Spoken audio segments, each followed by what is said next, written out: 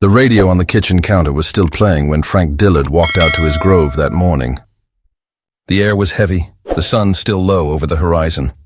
He carried his worn hat, a thermos of coffee, and the same notebook he used to track every harvest for over 30 years. Nothing in his movements hinted that this would be the last day anyone saw him alive. He parked his pickup beside the tool shed, unlocked the gate, and moved between the citrus rows with quiet precision. Frank had always begun early, checking irrigation lines and marking the trees that needed pruning. A neighbor passing on the dirt road saw him wave once, the brim of his hat catching the light. That moment, around 8:10 a.m., would later mark the final confirmed sighting of Frank Dillard. By mid-morning, the sky had turned gray. A storm warning echoed on local radio, but Frank continued working. He had lived his entire life by the rhythm of his fields, rarely visiting town except for supplies or church. The few who knew him said he preferred silence and that his land was the only place he truly trusted. That morning, the silence of the grove swallowed everything, the wind, the insects, and perhaps the first signs of danger. Around noon, a delivery truck arrived to drop off fertilizer. The driver waited by the gate, honked twice, and then left when no one came. Later, investigators would find the delivery slip signed, but the handwriting did not match Frank's. That small piece of paper would become the first unexplained detail of the day. By evening, the neighbor who had waved to Frank noticed something strange. His pickup truck was still parked near the shed, the driver's door slightly open. The house lights were on and the curtains drawn. Frank's kitchen radio played the same static station from the morning. His coffee mug sat on the table, still half full, and beside it, a ledger open to the day's expenses, the last line written at 9:15 a.m., then stopped mid-word. The sheriff's office was notified just after 10 p.m.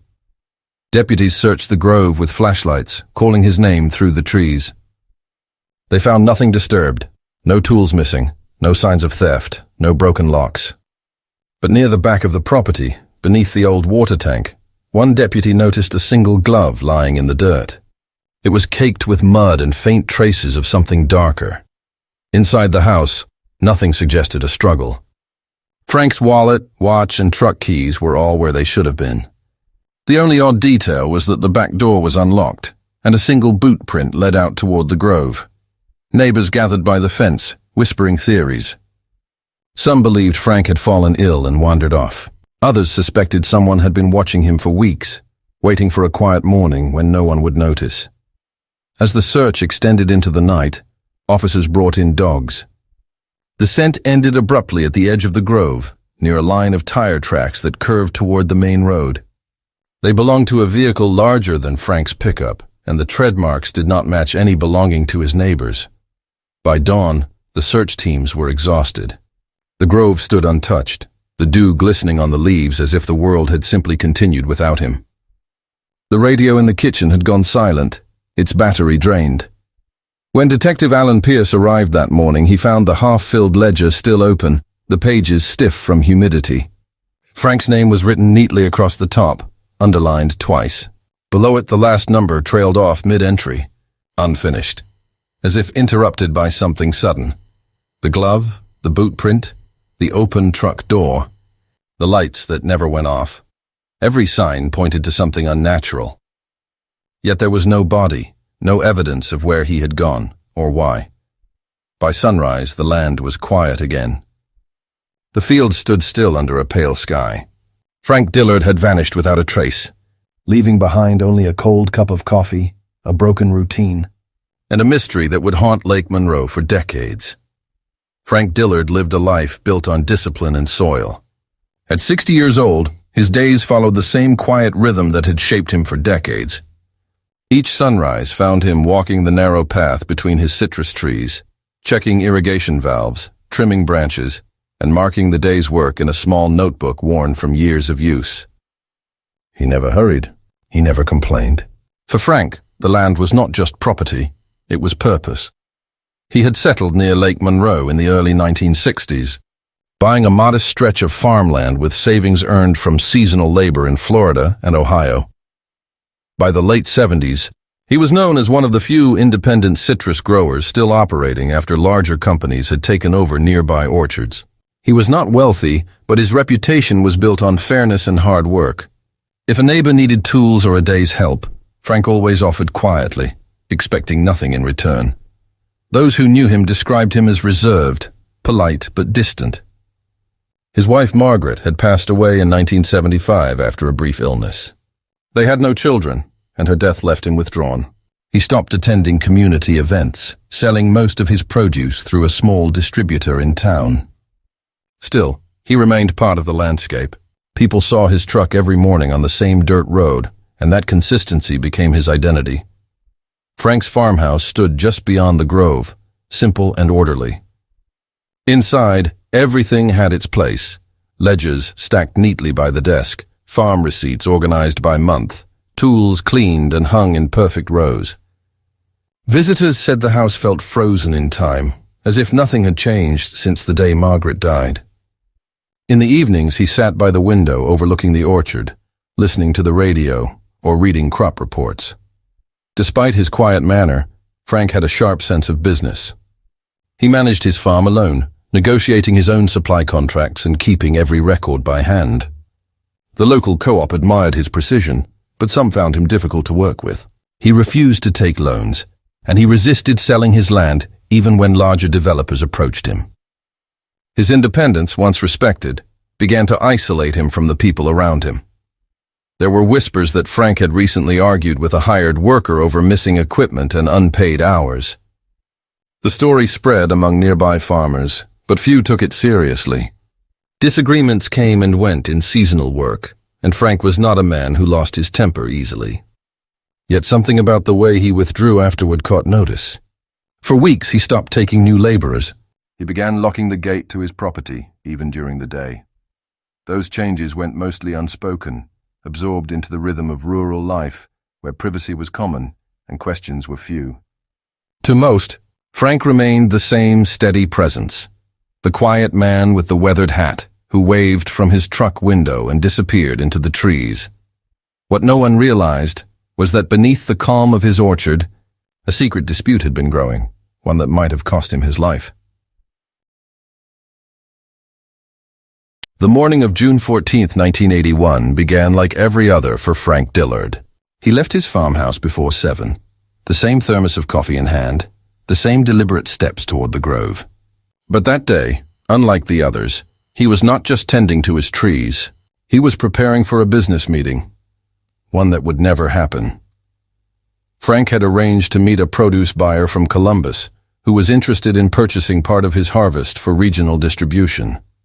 The buyer, Gerald Lawson, was expected to arrive at noon.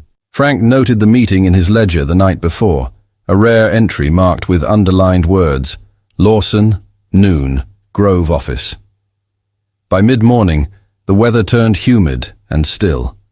A few locals saw Frank loading crates into his small shed by the main road. Around 10 o'clock, he was heard speaking to someone near the fence line. The voices carried faintly, too far to distinguish words, but the tone seemed tense. No one thought much of it then. At 12:15 p.m., Lawson arrived at the property gate. The padlock hung open, but no one came to greet him. The sound of a running engine drew his attention. Frank's old tractor idled near the western rows, its front wheel caught in a shallow rut. His hat was resting on the seat, and beside it, a folded newspaper. Lawson called out several times and waited by the truck, assuming Frank had stepped away briefly. When 15 minutes passed, he turned off the tractor and went to the farmhouse. The front door was unlocked. Inside, the table was set with 2 cups, as if Frank had planned to serve coffee for the meeting. The radio hummed softly in the corner. Everything appeared untouched. Concerned, Lawson drove to the nearest house, the home of Harold and June Bennett, Frank's neighbors. Together they returned to the grove. Harold walked the property while June called the sheriff's office. When Harold reached the edge of the orchard, he noticed a trail of disturbed soil leading into the thin strip of woods behind the property. Footprints marked the soft earth, heavy, uneven, and headed away from the grove. Deputies from the Monroe County Sheriff's Office arrived within the hour. They began their search at the shed, noting the tractor's position and a scattering of oranges crushed into the dirt nearby. One deputy marked faint tire impressions near the property's edge. The tracks appeared fresh and deeper than Frank's own truck tires, suggesting a heavier vehicle. Closer to the tree line, investigators discovered a broken wristwatch. Its glass face was cracked and its leather strap torn. Inside the back casing, engraved initials read FD. The watch had stopped at 11:46 a.m. That moment would later become the assumed time of the confrontation. The search expanded into the woods, where officers found a patch of disturbed ground and traces of dark residue on fallen leaves. A field test confirmed the presence of blood. The pattern was scattered, droplets rather than pools, indicating injury rather than a fatal wound, or perhaps something being dragged. Detective Alan Pierce arrived before dusk to oversee the investigation. He ordered a perimeter sweep, collected soil samples and photographed every print. A small trail of boot marks led toward the dirt road, ending abruptly near the same set of tire tracks. There, officers recovered fragments of torn fabric, consistent with a work shirt. Inside the farmhouse, Pierce examined Frank's desk. The ledger lay open to the day's page. The last entry, meeting 12 GL, ended with a half-drawn line beneath it. On the floor beside the desk sat a coffee mug overturned, a stain marking the wood. Nothing else seemed missing. No forced entry. No valuables disturbed. As night settled, floodlights illuminated the grove. Volunteers joined deputies in searching the lake shore and nearby fields. Boats scanned the shallow waters around the inlet, but found nothing. The only sound was the steady hum of engines and the call of search dogs cutting through the dark. By midnight, the area was cordoned off. Reporters gathered near the Bennett home, broadcasting the first whispers of a disappearance. Sheriff's deputies continued through the night, combing every inch of the property. Each clue raised more questions. Why the unlocked gate? Why the running tractor? Why no sign of struggle inside? The next morning brought no progress. The blood samples were sent for testing, the watch sealed in evidence. No one had seen Frank leave and no one saw anyone arrive, yet every trace suggested that someone else had been there. Detective Pierce stood by the grove fence as dawn broke, the morning mist rising over the trees Frank had tended his entire life. He had seen missing persons before, but something about this case felt different. It was too neat, too deliberate. Within 48 hours, the tone of the search changed. What began as a missing person investigation was slowly turning into something darker. The question was no longer where Frank Dillard had gone. It was what had been done to him. Detective Alan Pierce arrived at the Dillard property before sunrise on June 16th, 2 days after Frank's disappearance. The air was still heavy with moisture from the previous night's rain. Floodlights from the ongoing search flickered across the grove, marking where deputies had been working through the night. Pierce, 34 years old and known for his persistence, had already read through every field report before stepping onto the property. He began with the basics: last known contact, timeline, and environment. Nothing in Frank's house suggested a robbery. His wallet and keys were untouched, and the small safe behind the study desk still contained several $1,000s in farm earnings. No signs of forced entry, no footprints indoors. Only that same half-filled coffee mug and the ledger with the unfinished note. By mid-morning, Pierce called for a systematic canvass of the area. Deputies moved door to door across nearby properties, questioning anyone who might have seen or heard something unusual on the day Frank vanished. A few neighbors mentioned hearing a truck engine around noon, but no one could identify the vehicle. Others recalled seeing tire tracks by the Grove Road, now partially washed out by the storm. At the sheriff's office, Pierce began examining Frank's financial records. He found nothing out of order: steady sales, no recent debts, and no evidence of personal disputes in his correspondence. Yet one detail caught his attention: a recent payroll entry, dated just 3 weeks before the disappearance, with a single line crossed out. The name was Wayne Cutter. Cutter was a local handyman in his late 30s who worked seasonal jobs across the county. He had done repairs for Frank for years, fixing fences, maintaining equipment, and handling odd jobs during harvest season. But witnesses recalled that their working relationship had soured recently. According to Harold Bennett, Frank's neighbor, there had been a loud argument behind the shed about wages and missing tools. The dispute ended with Frank telling Cutter not to return. Pierce requested Cutter's employment history and background. It revealed minor charges: a bar fight in 1977, a trespassing citation. Nothing serious, but enough to draw attention. Cutter lived in a small trailer on the outskirts of town, less than 4 miles from the Dillard farm. When Pierce and Deputy Clara Hoyt arrived at Cutter's residence later that afternoon, they found him working on his truck. He appeared calm, almost indifferent. He confirmed that he had worked for Frank, but claimed he had been paid in full before being dismissed. When asked about his whereabouts on June 14th, Cutter said he had been helping a friend fix a roof in the next county. He did not provide a name at first, only a vague description. Inside Cutter's trailer, Pierce noticed several tools marked with faded initials. One wrench still bore the letters FD scratched into the handle.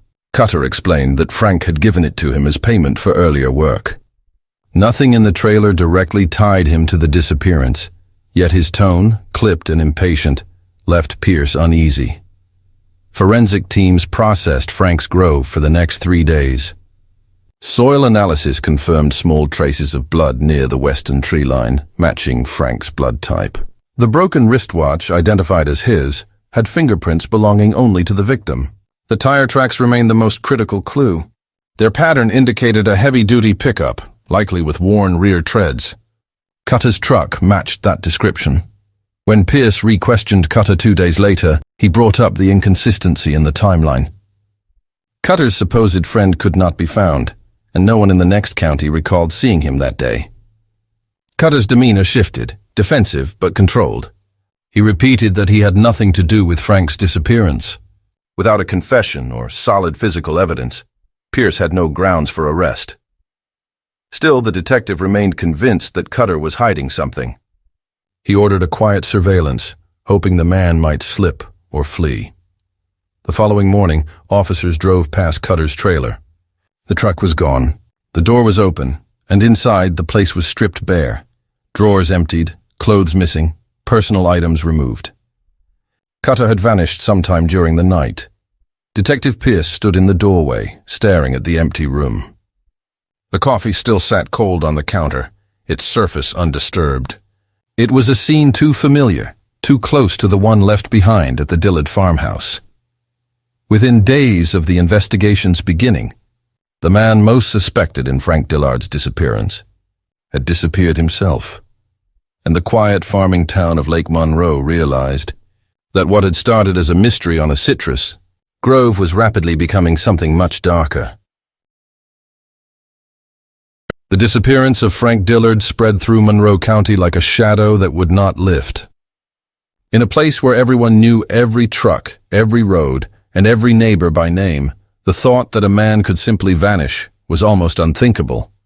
Within days, his name was everywhere, whispered in the aisles of the hardware store, murmured after Sunday services, and repeated at every roadside diner where farmers gathered before dawn. People began locking their sheds, chaining their gates, and keeping lights on at night. It was not only fear of what might have happened to Frank, but fear of what it said about their town, that someone among them could be capable of it. The familiar calm of Lake Monroe turned uneasy. Even the wind that rustled through the orange groves felt different, colder somehow. The sheriff's department organized community searches that stretched for miles around the lake. Volunteers walked shoulder to shoulder through fields and wooded patches, their boots sinking in damp soil. Boats combed the shoreline, and helicopters scanned the surrounding farmlands. For 2 weeks, they found only silence. No signs of life, no remains, no answers. Detective Alan Pierce remained on site most days, running on little sleep. He spoke to anyone who might offer even a fragment of memory, a passing truck, an unfamiliar face, a noise at night. But every lead ended the same way, nowhere. Cutter's disappearance had deepened the mystery, and without him, the case began to cool even before it was fully warm. Frank's farmhouse stood untouched, a constant reminder of absence. The gate hung open, and the grass began to climb the steps. Evelyn Grant, Frank's only sister, visited once every few days. She would sit on the porch with a folded handkerchief, waiting for updates that never came. At first she spoke of hope, that maybe he had wandered off or suffered an accident and would somehow be found alive. But as summer turned to fall, her visits grew shorter. Local papers covered the case for weeks, printing the same photo of Frank, his stern but kind expression beneath a sun-bleached hat. "Missing farmer still unfound," the headline read, and each edition sounded more final than the last. By October, the story had faded from front pages, but not from conversations. Neighbors still paused when they passed the Dillard Grove. Some said they heard strange noises at night, engines on the dirt road, voices near the lake. Others refused to drive that way after dark at all. For them, the land no longer belonged to the living. At the sheriff's office, Pierce kept the case file open on his desk. Inside were photographs of the grove, maps marked with red ink, and Cutter's faded employment card. He could not close it, not yet. There were too many pieces missing, too many questions unanswered.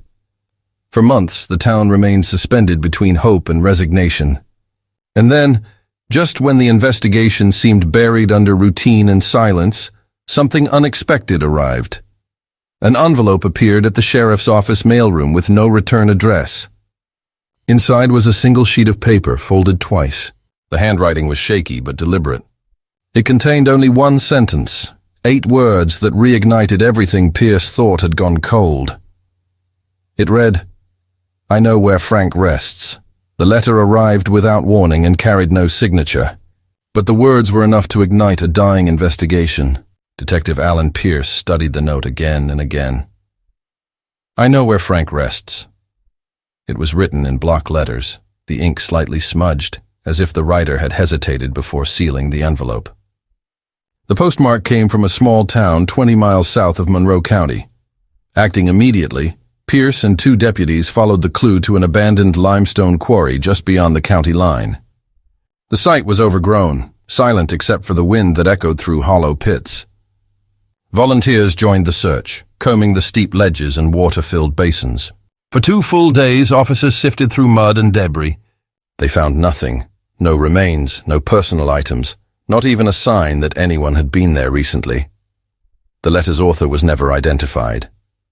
Forensics found no fingerprints and handwriting analysis led nowhere. The quarry clue turned out to be a dead end, and yet its effect on the town was lasting. Every new rumor seemed to grow from that single note. In coffee shops and churchyards, theories multiplied. Some said Frank had hidden money from a recent land sale and been killed for it. Others whispered that he had stumbled onto something dangerous, a smuggling route that ran across Lake Monroe, where small boats were said to carry stolen goods through the backwaters. Nothing about Frank's life supported such claims, but fear had already filled the gaps where facts were missing. The sheriff's department followed each rumor with quiet persistence. Detectives interviewed fishermen, dock workers, and anyone connected to lake transport. They searched boat records, inspected storage sheds, even dragged parts of the lake. But there was no evidence of organized activity, and no trace of Frank. Theories dissolved under scrutiny, leaving behind only speculation. Pierce turned his focus back to the one person who had once seemed capable of violence, Wayne Cutter. Cutter's trailer remained empty, its door padlocked by the property owner. Pierce tracked down Cutter's relatives across Ohio and Kentucky. His sister in Dayton claimed she had not heard from him since 1981. A former co-worker said he had talked about heading south for work. None of the information could be verified. It was as if Cutter had vanished along with Frank. Months turned into years. Each file added to the case brought more confusion. There were calls from supposed witnesses who remembered seeing Frank at gas stations or country fairs, all later disproved. Anonymous tips described vehicles that did not exist, or men who had died years earlier. Every time a lead appeared promising, it collapsed into dust. By 1982, the investigation had consumed thousands of hours and yielded nothing tangible. The Dillard case file had grown into several binders, thick with reports, photographs, and taped interviews. Each page, another record of failure. Pierce continued to review them long after most believed the trail had gone cold. The community had stopped asking questions by then. The Dillard Grove was sold to a local buyer, its orchard left to wither slowly in the summer heat. Frank's farmhouse stood vacant, its windows shuttered and yard overtaken by weeds. To passing travelers, it was just another forgotten property on a quiet Ohio road. Pierce visited it one last time in the spring of 1983. He stood by the fence line, staring across the overgrown rows of citrus trees, listening to the sound of the wind moving through the leaves. He had no new evidence, no new direction, and no suspect to pursue. That same month, with no progress and no witnesses left to question, the Monroe County Sheriff's Department filed its final report. After 2 years of unanswered questions and countless false leads, the disappearance of Frank Dillard was officially classified as inactive. By 1983, the investigation was suspended, and Lake Monroe fell silent once again. Time moved on even when justice did not. The Dillard property, once filled with rows of bright citrus trees, was sold at auction in the mid-1980s. The new owners bulldozed the orchard, replacing the fields with grazing pasture. Within a few seasons, the land no longer resembled the place where Frank Dillard had lived and worked for most of his life. Evelyn Grant, Frank's sister, could not bear to stay in Monroe County. She sold her own home and moved north to live with her daughter near Toledo. Her brother's disappearance became a quiet sorrow that shadowed every family gathering but was rarely spoken of. For the community around Lake Monroe, the case became a story told in fragments. The farmer who vanished, the handyman who fled, the mystery no one could solve. Detective Alan Pierce remained the only person unwilling to let the silence settle completely. Even after the case was closed, he carried its memory like an unfinished task. The thick brown binder labeled Dillard, Frank, Missing Person, 1981, never left his office. When he transferred to another division, he brought it along. When he retired in 2004, the file went with him, locked inside a metal cabinet in his home study. He sometimes opened it late at night, leafing through brittle reports and faded photographs, the blood-stained soil samples, the hand-drawn maps of the grove, the photo of Frank beside his truck. Pierce had long accepted that he might never know the truth, but he could not bring himself to discard the evidence. "It deserves an ending," he once told a former colleague. But years stretched into decades, and that ending never came. Meanwhile, forensic science began to change the course of unsolved crimes. By the 2010s, cold cases across Ohio were being reopened with new DNA technology, digital fingerprint comparison, and database searches that had not existed in the 1980s. Cases older than Frank's were being solved. Names once lost in police archives were reappearing in news headlines. The Monroe County Sheriff's Department joined the statewide cold case initiative in 2019. Among the thousands of files reviewed, one was labeled for re-evaluation: Dillard, Frank. The evidence box, long stored in a basement vault, was brought into the newly established forensic unit for inventory. Inside were photographs, soil samples, and sealed paper envelopes containing trace materials. The labels had faded, the handwriting almost unreadable. Forensic analyst Rebecca Nolan, then 2 years into her career, was assigned to recatalog the evidence. She approached it with routine care, recording each item, scanning its barcode, and preparing samples for possible testing. Most of the contents were too degraded to yield results. Some bags were empty, their seals broken decades earlier. But among the pile was one small envelope marked Miscaprage, Grove Area. It was dated July 1981, just weeks after the original disappearance. The envelope had never been logged into the central database. It was sealed, slightly torn along one edge, with a single evidence slip inside. Rebecca noticed something unusual: a small translucent strand clinging to the fold of the paper. Under the sterile light of the lab, it shimmered faintly against the white surface. She leaned closer, using tweezers to lift it gently. It was a human hair, light brown, less than 2 inches long. The discovery was minor on its own, but its origin was impossible to ignore. The envelope had been collected from the grove where Frank's tractor was found idling on the day he vanished. Somehow, this piece of evidence had been misfiled, left unseen for nearly 40 years. Rebecca sealed the strand in a fresh container, logged it for modern analysis, and made a note to notify her supervisor. She did not yet know it, but that single hair would become the thread that unraveled one of Ohio's longest unsolved mysteries. Inside that envelope was a single hair fiber, misfiled since 1981, The envelope sat inside a steel evidence locker for months before anyone touched it again. It was one of hundreds awaiting re-evaluation under the Ohio Cold Case Initiative.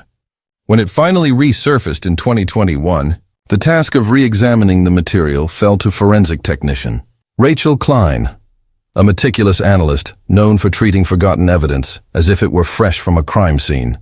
She was not old enough to remember the year Frank Dillard vanished, but she knew the name from department records. Dillard, Frank, missing person, 1981. It was a case file so old that its paper edges had browned, the ink fading to pale blue. For Rachel, it was one more entry in a long list of unresolved disappearances. Yet the note attached to the hair sample caught her attention. Recovered from Grove near tractor site. Untested material. Using modern mitochondrial DNA sequencing, Rachel began the process that detectives in 1981 could never have imagined. Unlike traditional DNA profiling, mitochondrial sequencing could extract usable data from degraded biological matter, even a decades-old hair without a root. The analysis took weeks. Each stage required microscopic precision, isolating fragments, amplifying genetic markers, and cross-referencing results with the Combined DNA Index System, CODIS. On a Friday morning in late March 2021, Rachel opened her computer to view the final sequence alignment.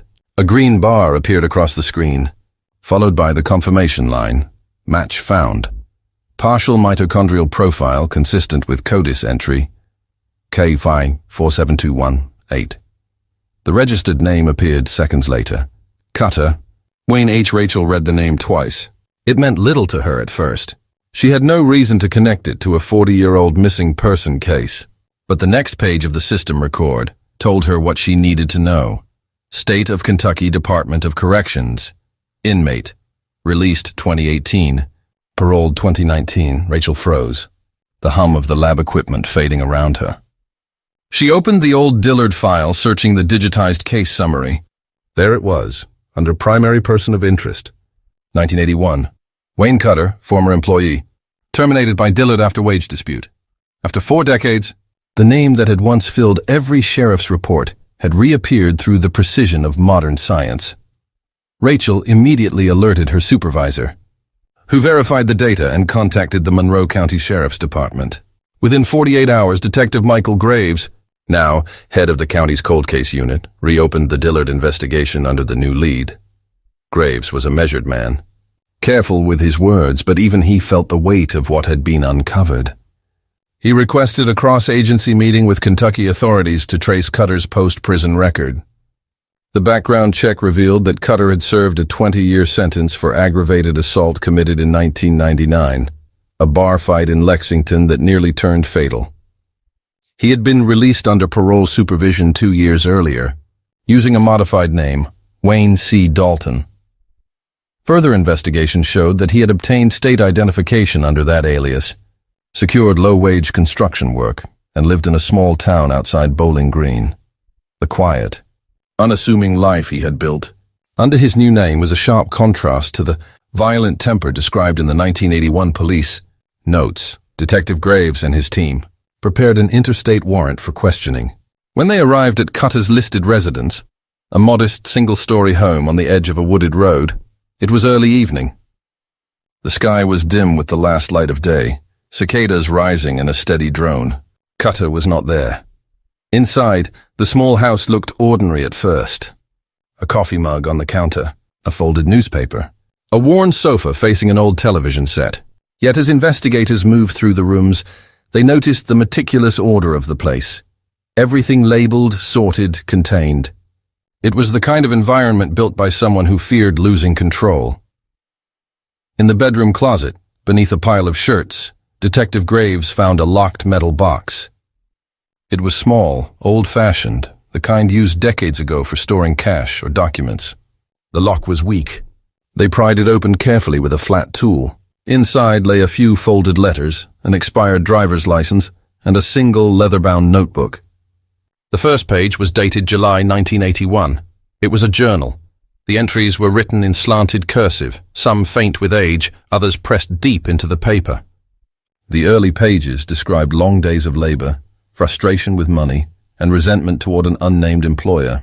But as Graves read further, the tone shifted, darker, erratic. Cutter wrote of betrayal, anger, and the feeling of being robbed of what was owed. Several entries mentioned the Grove and the debt he refused to clear.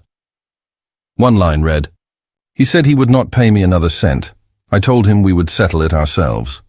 Another, written weeks later, was shorter, more chilling. The night was quiet. The tractor light still on. Detectives immediately secured the notebook as evidence. Its language was not an outright confession, but it was the first written trace connecting Cutter directly to Frank Dillard since the day of the disappearance. When Graves contacted Kentucky parole officials, he learned that Cutter had missed his last 2 required check-ins. A warrant for parole violation was issued within hours. The search for him became immediate and statewide.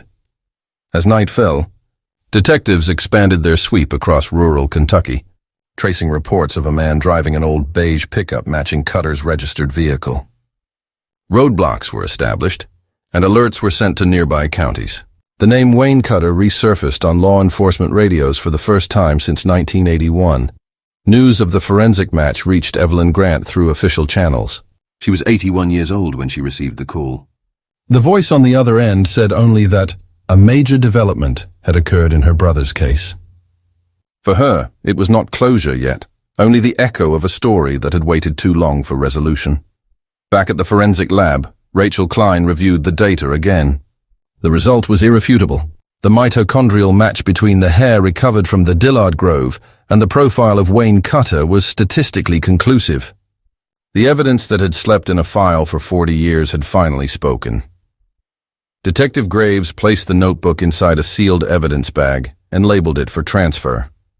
His hand lingered on the cover for a moment. The leather was cracked, the binding fragile. But within those pages lay the words of a man who had vanished into obscurity, and perhaps the truth behind another man's disappearance.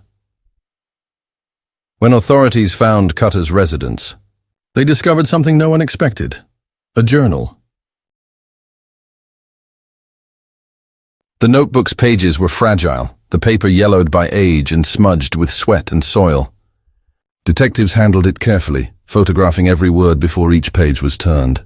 The handwriting shifted from neat and structured to frantic and uneven, a visible record of a man losing control over his own secrets.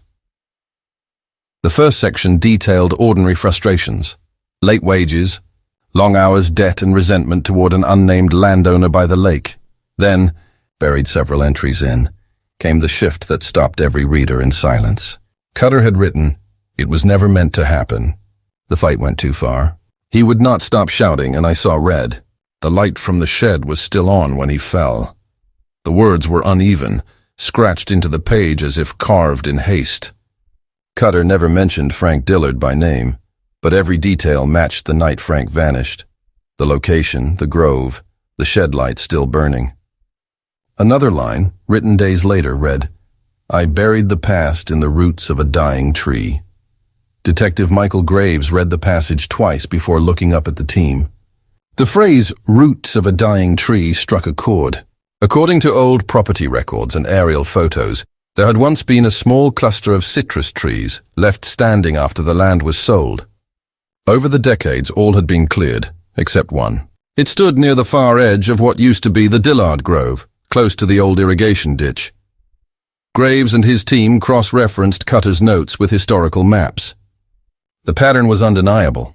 The dying tree Cutter described aligned perfectly with the remaining stump still visible from the county road, a single, twisted orange tree surviving where the orchard had once stretched for acres. The sheriff's department obtained a warrant to search the site, now part of a private pasture. The new property owners granted full access. Early the next morning, a forensic crew arrived with ground-penetrating radar equipment. The air was cool and still, the grass thick with dew. The lone tree leaned toward the lake, its bark split and hollow. Technicians marked the ground in a tight grid around the trunk. The first scan passed without response. Then, on the second sweep, the radar image displayed a distinct, irregular shape, roughly human, lying 2 feet below the surface, just beside the main route. The equipment operator called for confirmation. The signal remained steady, its outline unmistakable. Graves stepped closer, his face expressionless but pale. After 40 years of unanswered questions, they were standing on what could finally be the truth. Excavation began slowly. Forensic archaeologists worked through layers of compact soil, using brushes and small tools to avoid disturbing potential evidence. Within an hour, fragments began to appear, pieces of fabric, a corroded belt buckle, and finally, the curve of bone. The shape took form piece by piece, until the unmistakable structure of a human skeleton lay beneath the roots of the dying tree. Silence settled over the field as the remains were lifted carefully, each piece tagged and documented. The skeletal frame was largely intact, preserved by the dry soil. Among the few items recovered was a wristwatch, its glass cracked and its hands frozen at 7:42. Investigators noted the time, though they knew it no longer mattered. It was simply one more detail in a story, finally revealing itself. The remains were transferred to the county coroner's office for examination. Dental charts were compared. Against archived records from 1981, the match came within hours, perfect alignment, on 2 molar fillings and a distinctive crown on the upper right incisor. For nearly 40 years, Frank Dillard had been missing, a man remembered only in fading headlines and whispered stories. Now, through a handful of pages in a forgotten journal and one surviving tree, he had been found. When Detective Graves received the confirmation report, he sat in silence for several moments, the hum of the fluorescent lights above him filling the room. The file that had haunted Monroe County since 1981 had at last reached its truth, not through chance, but through time, patience, and the fragile honesty of words written in gilt. The remains were confirmed through dental records. Frank Dillard had finally been found. Wayne Cutter was arrested without resistance on a cold February morning in 2022. He was found at a roadside diner outside Bowling Green, sitting alone in a corner booth, drinking coffee as if unaware of the patrol cars that had surrounded the parking lot. When detectives approached, he simply raised his hands, saying nothing. His expression was calm, almost indifferent, the quiet surrender of a man who had already accepted what was coming. He was transported to the Monroe County Sheriff's Department, where the Dillard case had first begun 41 years earlier. The station had changed, new walls, new faces. But in the small interrogation room, time seemed to fold in on itself. The man sitting across the table was older now, gray hair, sun-damaged skin, a frame worn down by years of labor and confinement. Yet behind his tired eyes, there was the same hardened distance described in the original reports from 1981. Detective Michael Graves led the interrogation. The first hour passed in silence. Cutter kept his eyes fixed on the table, answering basic questions with single words. He denied nothing, but he confessed to nothing either. Graves had seen this kind of silence before. Not fear, but control. A man trying to maintain power through refusal. Then Graves placed a series of photographs on the table. The first showed the recovered hair sample under magnification. The second, the radar image from the grove. The third, the leather-bound notebook with Cutter's own handwriting. Graves did not speak immediately. He let the images fill the silence. Finally, he opened a folder and slid a document forward, the laboratory report confirming the mitochondrial DNA match. The name Wayne Cutter appeared in bold print, followed by the words, consistent with biological material. Recovered at scene, Cutter stared at the paper for a long moment, then shifted his gaze to the photograph of the journal. His mouth tightened and he exhaled slowly through his nose. The resistance began to fade. Graves spoke evenly, without anger. "You buried him near the tree." "We found him, Wayne. It is over now." Cutter's jaw moved, but no sound came. The seconds stretched thin. Then, almost in a whisper, he said, "It was never supposed to happen." The confession unfolded in fragments, stripped of emotion. Cutter described an argument in the grove that escalated beyond control. Frank had refused to pay what Cutter believed he was owed for weeks of labor. Voices were raised. Cutter said Frank pushed him first, though there was no way to confirm that claim. Cutter grabbed a nearby tool, a wrench or a spade he could not remember, and struck once. Frank fell. Cutter said the sound of the fall was the part that stayed with him all his life. He claimed he panicked. He loaded Frank's body into the pickup, drove it deeper into the orchard, and buried him beneath a weakened citrus tree. The burial, he said, was not to hide him, but to keep him close. Yet the words rang hollow, rehearsed. His tone was dry, mechanical, not the voice of a man reliving remorse, but of one reciting a story long practiced in solitude. When detectives asked why he fled town, Cutter answered plainly, "Because no one would believe it was an accident." There was no trace of emotion in his voice. No regret, no plea for understanding, just the dull acknowledgement of a truth finally spoken aloud. When Graves asked why he had kept the journal all those years, Cutter shrugged. "It was the only thing that remembered me." The room fell silent again. The air felt heavy with the years that had passed between the crime and its confession. Outside, cameras and reporters were already gathering. Word of the arrest had spread faster than the detectives anticipated. For Monroe County, the ghost story that had faded into memory was returning to life, in headlines, in whispers, and in the quiet reckoning of a community forced to confront what it had forgotten. Cutter was led back to his cell, shackled and expressionless. Graves watched as the door closed behind him, the sound of metal echoing down the hallway. For the first time in 4 decades, the Dillard file was complete, but the sense of closure felt distant, uneasy. The man who had vanished had finally been found. The man who had buried him had finally spoken, and the community that had long forgotten the case was about to be reminded in the most haunting way.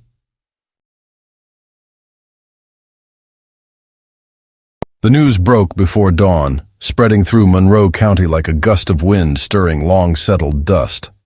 After 40 years, the name Frank Dillard was once again on every radio broadcast, every local headline, every whispered conversation over morning coffee. The front page of the Monroe Herald carried it in bold print. Lake Monroe mystery solved. Arrest made in 1981, disappearance. By mid-morning, a crowd had gathered outside the county courthouse. Many were older residents who had lived through the uncertainty of that summer in 1981. They remembered the search parties combing the fields, the quiet funerals held without bodies, the way the town's trust had cracked under fear. Some came to see justice. Others came simply because they never thought they would. Television vans lined the courthouse steps. Reporters from across the state stood before cameras as Cutter was brought inside under heavy escort. Shackled, head down, he looked nothing like the angry young laborer described in old police notes. He was frail now, gray and stooped, a ghost of the man who had once vanished into rumor. Inside, officials confirmed the charges: second-degree murder, concealment of a corpse, and obstruction. Though the case was decades old, the evidence was newly alive: the DNA, the journal, and the unearthed remains. Cutter said nothing during the hearing. His silence, like before, felt deliberate, an old habit he had never abandoned. The courthouse lawn filled with voices and memories. Former deputies who had once searched for Frank stood alongside residents who had known him only as a story. Some wept quietly. Others spoke of closure. "It feels strange," one man told a local reporter. "Like waking from a dream that lasted half a lifetime." Evelyn Grant arrived later that day, escorted by her daughter. At 88, she moved slowly, leaning on a cane. The reporters surrounded her as she left the courthouse, their microphones extending toward her. She spoke only one sentence, her voice steady but frail. "He can rest now." Then she turned and walked away. For the small farming town that had carried Frank's name in silence, the moment was both healing and haunting.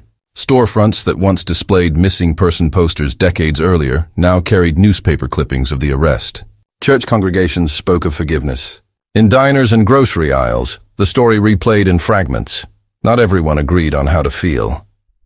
Relief mingled with disbelief, pride with unease.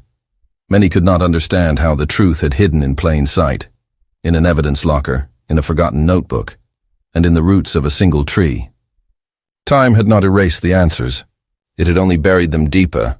Now that they had surfaced, Monroe County struggled to make sense of what justice meant after 4 decades of quiet. Detective Michael Graves watched the coverage from his office that evening. The camera panned over the crowd, over the courthouse steps, over the trembling faces of those who had waited too long for closure. He should have felt satisfaction, but instead, a faint unease lingered. It came from one final line written in Cutter's journal, a sentence most readers had overlooked.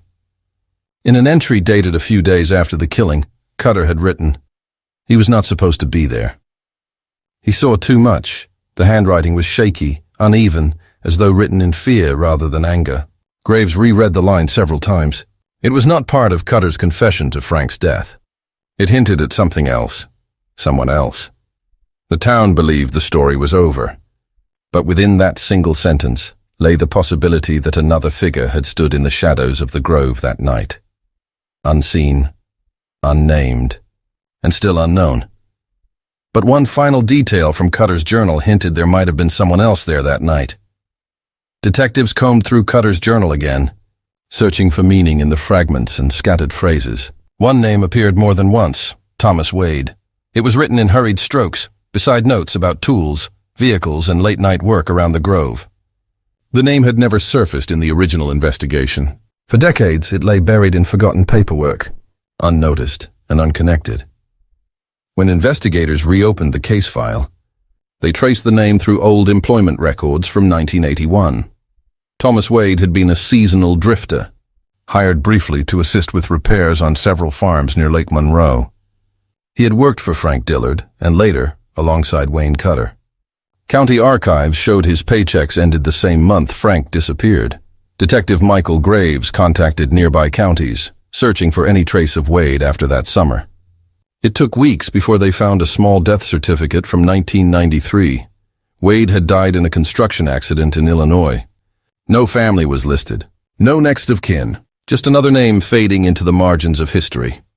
As investigators pieced together his movements, a pattern emerged. Wade and Cutter had shared more than work. They had lived in the same boarding house, signed for the same deliveries, and cashed paychecks on the same dates. Cutter's notes hinted that Wade had been there that night, though never directly stating what he saw. One chilling entry read, "He helped me with the weight." We said nothing. For detectives, that single line changed the shape of the story.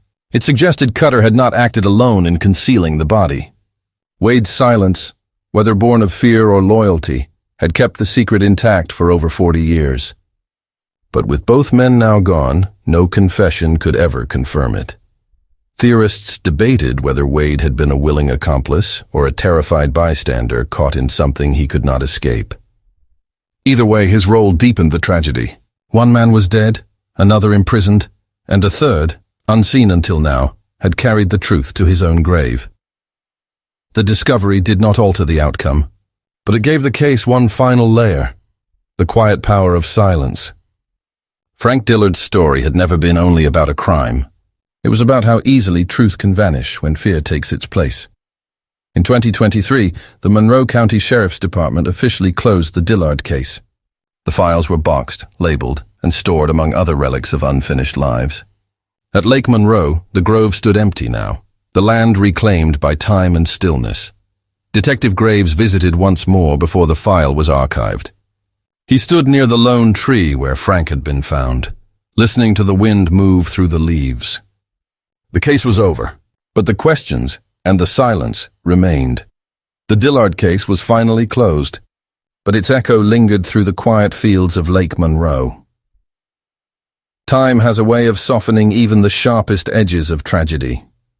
Seasons passed, generations changed, and the land around Lake Monroe began to forget. The citrus grove that once defined Frank Dillard's life is now only a stretch of uneven ground, overtaken by wild grass and silence. Sunlight filters through the scattered branches of what remains, the air still, the soil undisturbed, yet carrying the weight of everything buried beneath it. For investigators, the Dillard case became more than a solved mystery. It was a testament to persistence, to evidence preserved, to questions never fully silenced. Detective Alan Pierce had once said that every case, no matter how cold, waits for the world to catch up. Decades later, it did. The science that did not exist in 1981 finally spoke for the man who could not. Rachel Klein's forensic discovery bridged that distance between past and present. Her careful re-examination of an old envelope transformed forgotten fragments into undeniable truth. Through her work, time itself became a witness, revealing what had once seemed lost forever.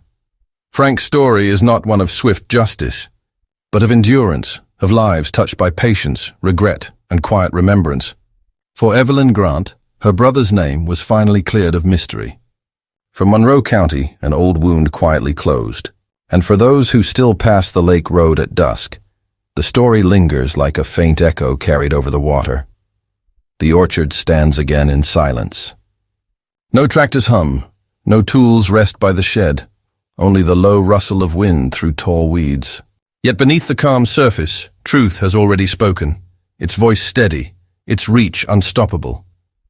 After 40 years, the land gave back what it had hidden. A man's life, once swallowed by rumor and dust, was finally seen for what it was, a story of work, loss, and the quiet persistence of truth. 40 years of silence ended with a single hair, and a grove that finally gave up its secret.